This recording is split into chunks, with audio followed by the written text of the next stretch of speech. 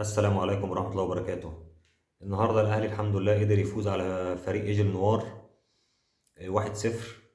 طبعا المكسب ده يريحك في القاهرة تلعب براحتك وتكسب إن شاء الله في القاهرة برضو وتثبت برضو مكسبك. طبعا احنا مش هنحكم على المدير الفني من الماتش ده يا جماعة. الماتش ده كان مستواه يعني أقل من المتوسط، أقل من المتوسط. بس احنا كويس إن احنا كسبنا، بس هي دي الفكرة. لكن لسه في شغل كتير الفرقة محتاجاه من المدرب الجديد من تروم. هيعمل شغل كتير وهيشتغل على الناس دي بشكل اكتر، لان لسه الفرقه محتاجه ان هي تقف على رجليها اكتر من كده.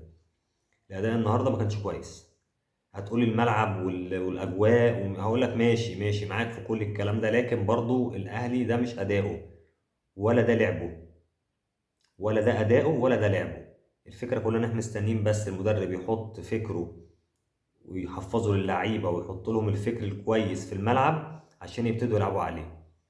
بس نتيجة النهارده مريحة في ان انت هتيجي تلعب في القاهرة مستريح. انت كسبان هناك 1-0، تيجي تكسب هنا بأي مكسب ان شاء الله. وكده كده الفرقة يعني سهلة، مش فرقة صعبة.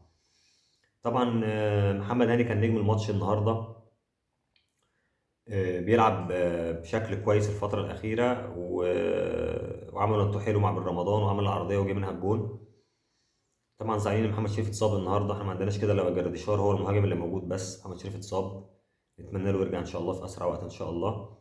لسه برضو البدلاء لما ان شاء عفوا الاصابات لما ترجع هتدعم الفريق اكتر واكتر. نتمنى يا جماعه ما نحكمش على المدرب بدري. نتمنى ما نحكمش على المدرب بدري. بس ما تنسوش تصلوا على النبي. السلام عليكم.